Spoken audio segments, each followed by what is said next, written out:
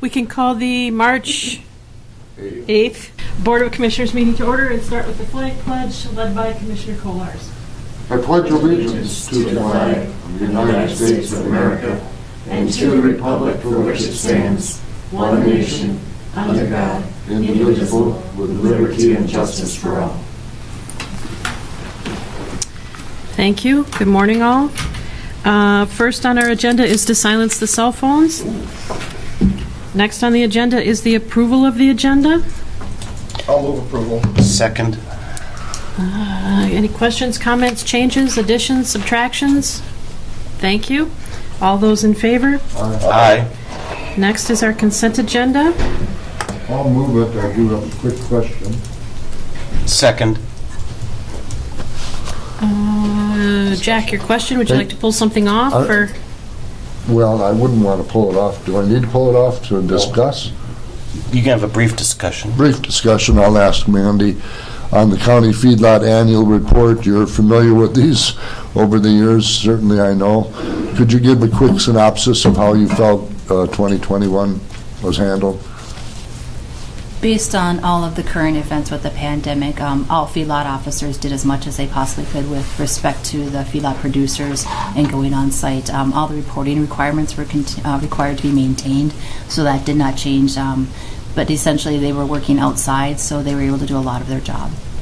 I appreciate that. Thank you, Madam Chair. All right. Any other comments regarding the consent agenda? All those in favors? Aye. Next is public appearances. Do we have any public appearances today?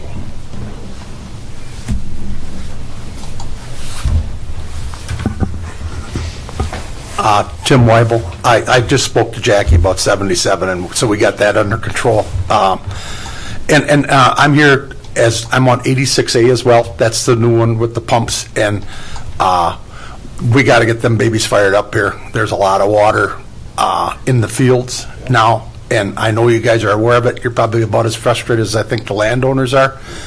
But I would hope that we can get them guys up and running within, week and a half, maybe by the end of next week. I don't know. I would ask this is that you give Nate the authority to go down there and do what needs to be done. Let him raise some hell, because it's time to get that done. That's all I wanted. Thank you for your time. You guys have a great day. Thank you. Thank you. Madam Chair, Nate has the same opinion you do, Tim.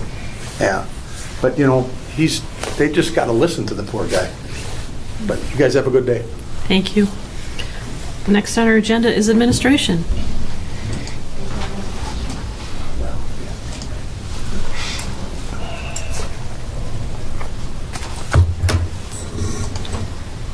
Good morning, Madam Chair and members of the board. I have two items for your consideration today, and both of them are concerning the American Rescue Plan Act Fund. The first one is in regard to the ARP Budget Resolution. During the November 23, 2021 board meeting, the board approved a resolution accepting the American Rescue Plan funds in the amount of $6,657,323. The county had already received the first half payment in the amount of $3,328,661.50. The second half payment is expected to arrive this spring sometime. The next step outlined within the 2021 resolution is to establish a budget for the ARPA funds. Within your packet is a resolution reiterating the language in the November 2021 ARPA resolution, in addition to proposing the following budget of all funds into the Revenue Replacement Provision of Government Services Agency category. This category provides broader flexibility and greater simplicity in the administration of the overall funds and program. Today I'm asking for approval of the resolution establishing the ARPA budget. Madam Chair, I'll move approval of the resolution. Second. Thank you. Questions for Administrator Landcamer? No questions, Madam Chair. Just we had an opportunity to discuss this. We also discussed this in a workshop, and this concept of giving the flexibility to the county to spend the funds in ways that most help constituents. Thank you. Any other questions or comments? Sarah, would you please call the roll? Commissioner Morrow? Yes. Commissioner Kolars? Yes. Commissioner Lipke? Yes. Commissioner Drano? Yes. Thank you.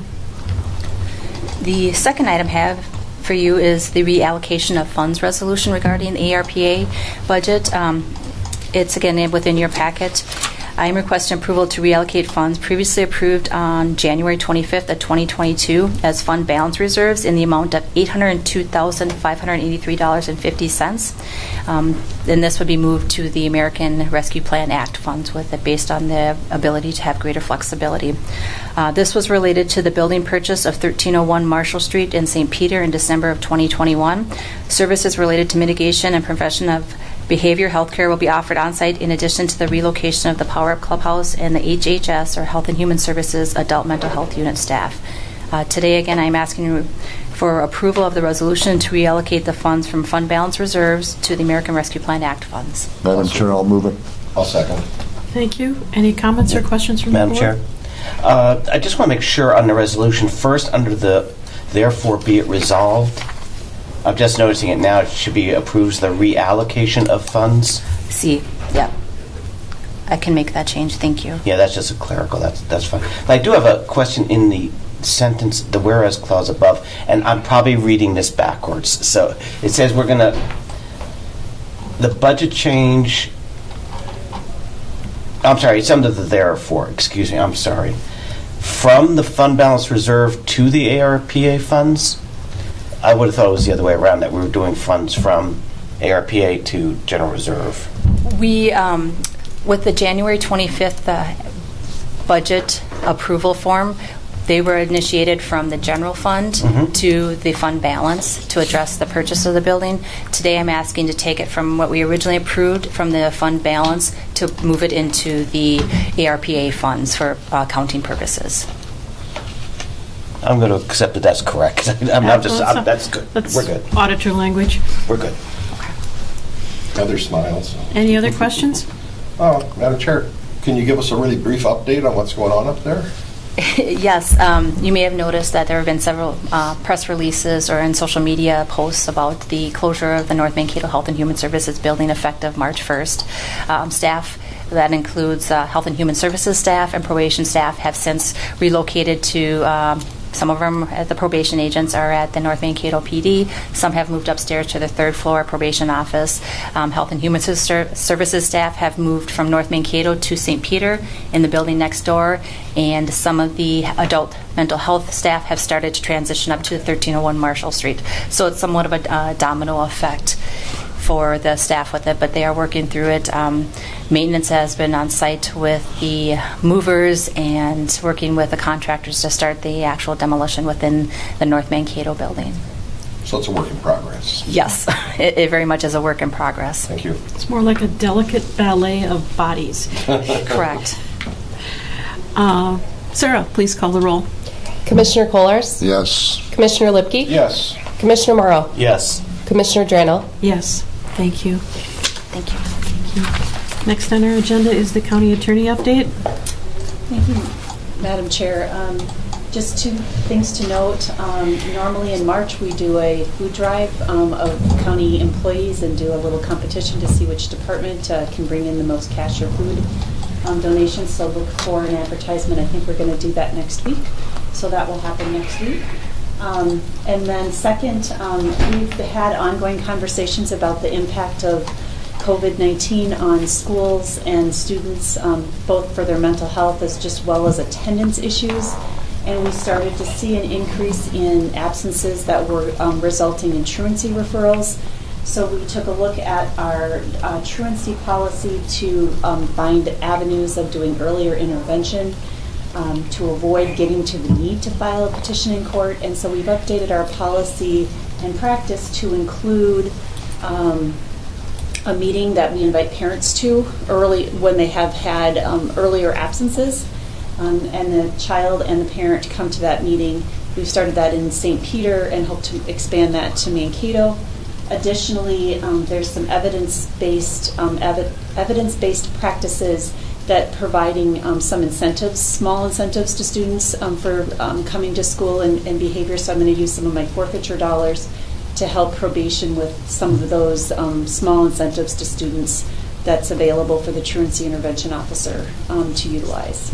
So those are the updates that I have for you today, Madam Chair. Thank you. Thank you.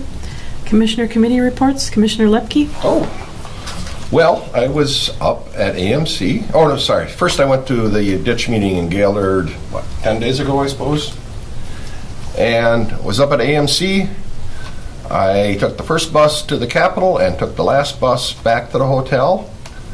I made 3 round trips between the Capitol and the Senate office building. Went to presentations by 4 senators and 4 representatives, and had private visits with 4 representatives. And was to the extension meeting last night in Nicollet at the Conservation Club, and I think we're moving back to the soil and water in Nicollet for the next meeting. Road was a little muddy? Not really. Okay. All right. Borderline. Commissioner Morrow? Participated in a mediation. Brown Nicollet County Executive Board. St. Peter Liaison Meeting. An ARP Committee meeting. A ditch meeting.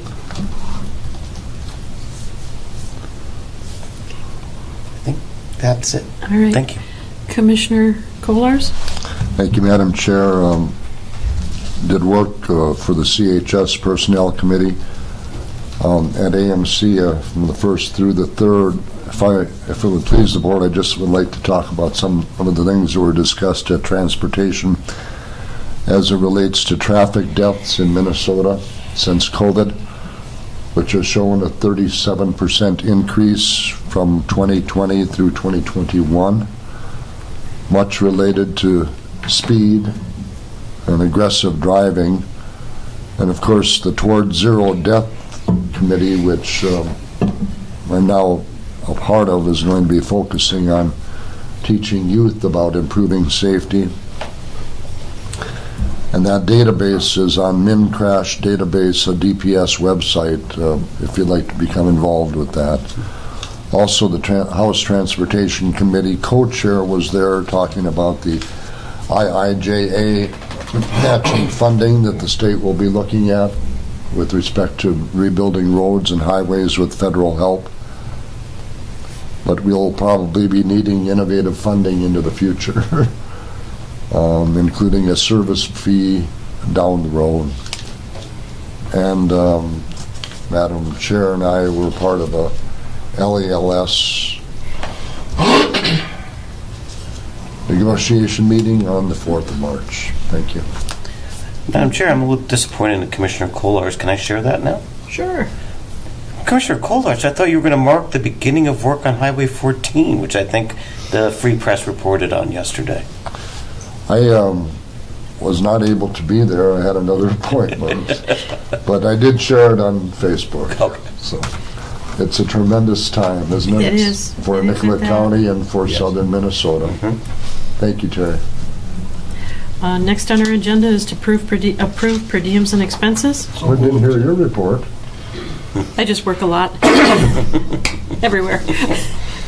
Go ahead and call me at 4:30, Jack. I'll answer the phone. I know you'll be up.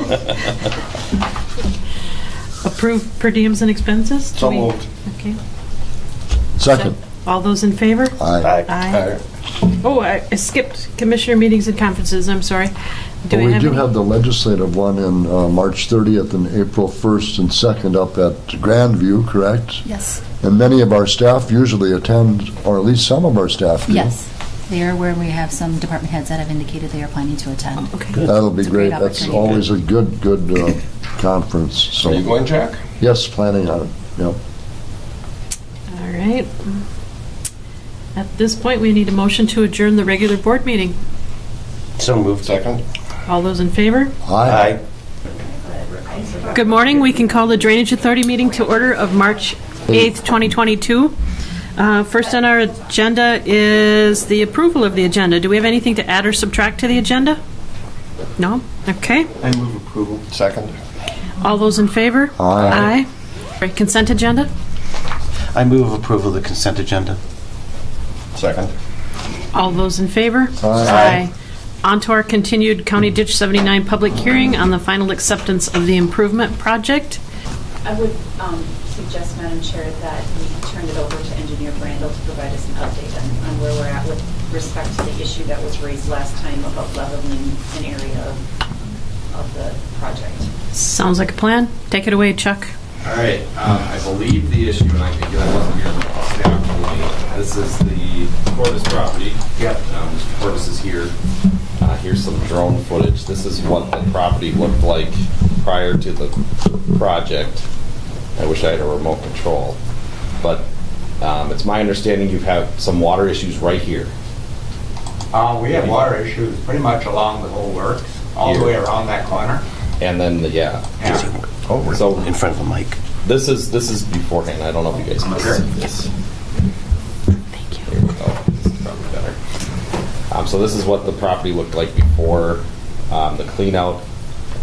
This part of the property on the east side of the Cordis property was just a clean out, and then there was a reroute here.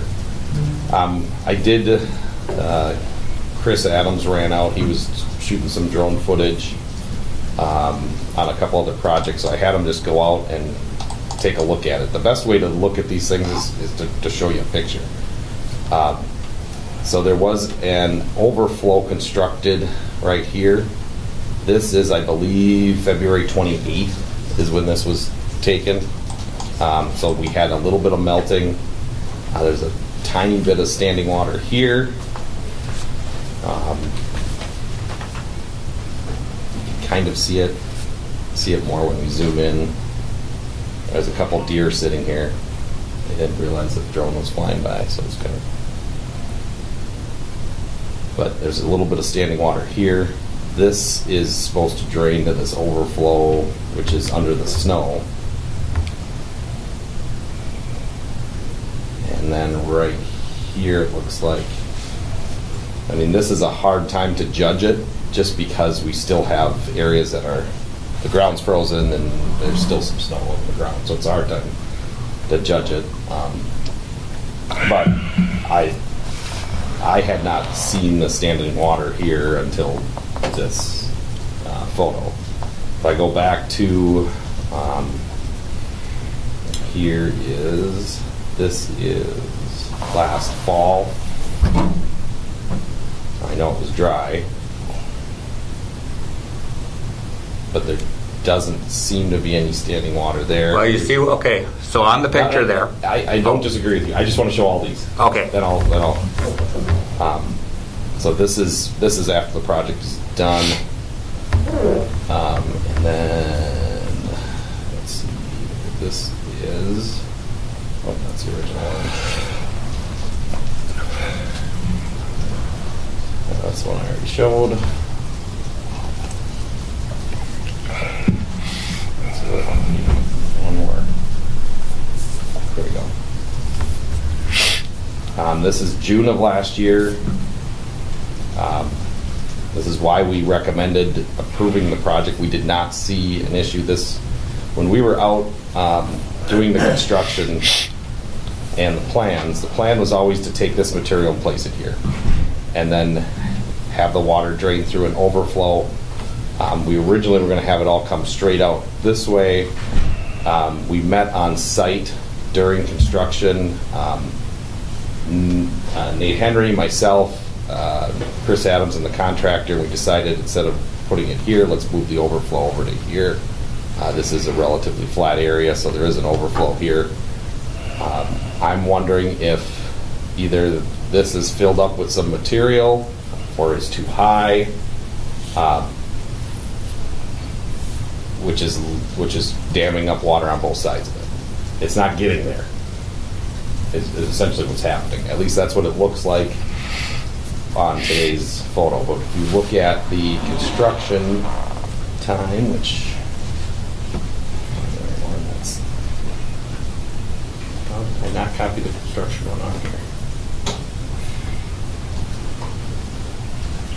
That's this photo here. At the time of construction, I believe this had some positive grade to the outlet. So I'm not sure if seeding, final grading, or if we got some sediment in here, but why this is holding water. So it was designed to go to here. but we are holding a little bit of water right at this point. So I agree, based on the photo that we had, that there is some water being held there. I think it could be multiple reasons. This could have settled. This, also the grading in here. This is pretty light soil. You probably had some drainage through the soil prior to the project because this was pretty flat. This has all been compacted, which could have blocked that. A couple solutions to this is, one, we lower this outlet. The other one is we spread this material out, which will force it all that way. Which is when my discussions with Mr. Cordes is what he would like to see. The design was always to take the material, put it here, and have it run to an overflow. So I guess I can leave it at that. I can show more.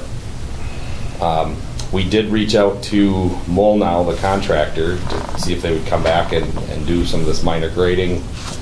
Initially on the phone, they said they were interested, and we said, can you please get back to us by noon on Monday, and we have not heard back from them.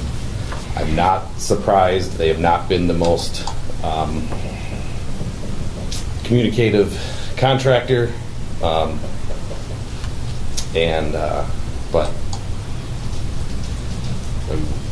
I'd like to get the project closed out one way or the other. If we need to fill this area in, that'd be one solution, or we'd lower this overflow. So, I guess I'd like to get feedback from the landowner. I mean, this is a little different than a lot of your field areas. We do have overflows. Most of your ditches have berms and banks on them, and they run to an overflow. There are spots that are relatively flat. This is a little different right here because it's their yard. So. Madam Chair? Commissioner Lipke? Mandy, could you show the pictures that Ron sent to me? If you'd like that, Ron. Yes, I was out there the day after, and there had been additional melting. Yes. At that, because I had talked to Chuck, and he had said he was out there the day before with the drone, and I went out and I walked into the area there, and I took pictures of it. Yep, and I got those too. I forgot to copy them in. So here was the water that we were that was there the next day. Their overflow is... Where all the snow is. Yeah, the overflow, and this one is over on the right side now. Yeah. We're looking towards the lake here. Can the record reflect the name of the speaker? State your name. Oh, Ronnie Cordes. Okay.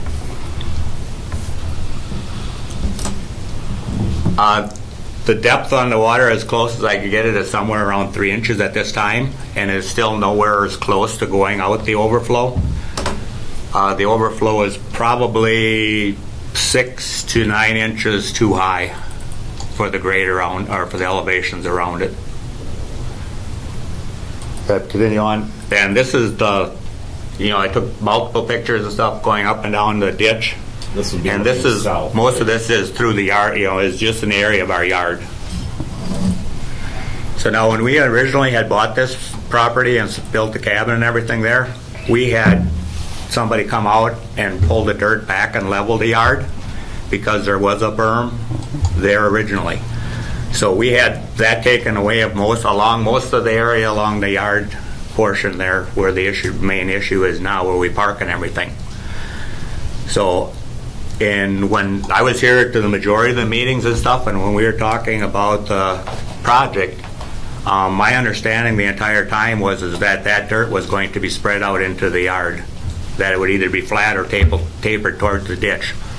At no time did I realize that they were talking about doing a spillway. And actually, the fall before, after it was completely done and stuff, I have a picture of the spillway, and you can physically see that it's higher than the yard itself. So the spillway isn't going to work to start with, and without leveling or raising the rest of the yard. And we would just as soon have the entire yard leveled versus having just another spillway put in, or having this one readjusted. Okay. and I realize that, well, the frost is in now and you're going to have water, but the problem is that every time you have a big rain in the summer, you're going to have the same issue. The year or the summer after the project, we couldn't even get in there to mow or anything until June or so. There was water standing in there right away that first year. Okay, thank you. Madam Chair. Thank you. Mr. Brandon, my understanding is that you're agreeing that something needs to be fixed here. And that, in part, are you asking Mr. Cordes what he would prefer to do, or? I am, because it's a yard area. If it was a field area, we'd adjust the overflow, because that's standard practice. You have overflows. You want to, because you have exposed field areas during parts of the year, you don't want to let everything go over the top and have an erosion problem. Mm-hmm. Because this is grass, it is more of a filter. It's like a buffer. It's the reason we have the buffer law. It's a rain garden. Yeah, and it's light soil. So it's not a major issue if we flatten the slopes a little bit there, because we don't have concentrated flow from an unprotected area. That's why I'm asking, because I mean, this is a serious issue for Mr. Cordes. It's not a huge construction project to level out some material. So, Madam Chair, at this point in the process, and I'm not sure if this is a question for County Administrator or for Ms. Copit, it sounds like the ISG and Mr. Cordes need to have an opportunity to talk and figure out what they want to do to fix this. But it's going to get fixed, is what I'm hearing. And again, that's the goal of these closeout hearings. If there's an issue, I mean, I showed you the drone footage when we were there. It was dry. I didn't know of the issue. The issue got brought up. Yep. Let's fix it. And Mr. Cordes? Yes? Do you understand that ISG is saying to you they want to fix this? Oh, right, yes. Yes. Okay. Yeah, it's just a matter of how we go about doing it. Yeah. So, Ms. Copit? My question would be about the cost. Who is this part of the contract cost? And who's responsible for this cost? Because there was, I'll just answer part of that. Because there was snow on it, I didn't go take elevation shots to verify if it's changed from what the as-built was. If it's high and the contractor put it in high, we could deduct it from the contractor's final bill. If this area has settled, that's a little bit harder to blame on them.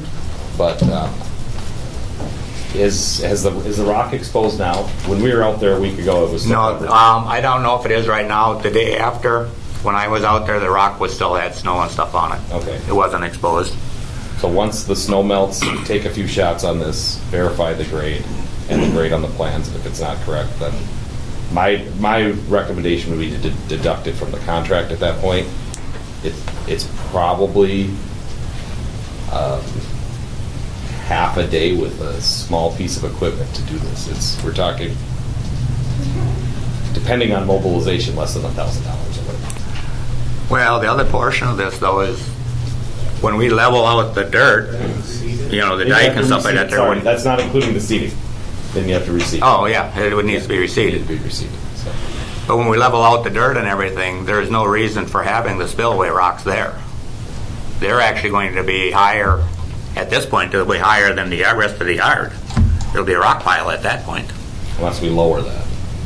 So that'd be one option, would be to lower this. But if we, like I said, if we get rid of the dike, it'll drain like it did before. Before, the yard just drained into the ditch. If we level it back off, if we either make it flat or taper it towards the ditch, the yard will continue to drain into the ditch. At that point, there will be no reason for having a spillway. Do you want to go? Sure. No. Mr. Cordes and Mr. Brown, I think we understand those issues, but we're not going to we won't make the determination of how it gets fixed. Okay. Yes. That's really between you and Mr. Brandel in part, but I think Ms. Copit wanted to add something. Yeah.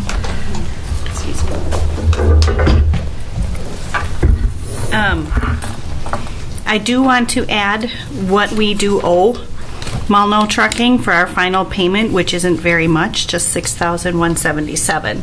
Now, you just said something about $1,000 and then some additional work and then maybe some rock work, but if we're withholding, we don't have a ton to withhold at this point, just to make everybody aware of where we're at. Yeah. Okay. Our next I don't step? think it'll take more than that. Okay. From my opinion, if somebody brings in a large skid loader, they could back drag that material. But that's only if the elevations are incorrect. Yeah, if they're incorrect, yeah. Yes. So our next step is to, Continue. Madam Chair, we've been having the conversation, we had continued the public hearing, I think, to ensure that there aren't additional comments for the public hearing, and then continue the public hearing to a future date so that we can then hopefully close it. I know Mr. Randall had suggested June, potentially for those closing dates. okay, thank you. Thank you, Mr. Cordes. Do we have any other public comments at this point? No. Okay, thank you. Anybody else wish to speak? Yeah, I just have a comment that we have to, you'll hear me. Well, the microphone needs to My name is pick you Henry up. Bodie. Thank you. Prior to this cleaning, I understand that there was a lot of consternation on where the water was going, and if you were only going to clean it to Paul Giesecke's slough, not to Swan Lake. Okay, you got that figured out. It goes to Swan Lake. Great.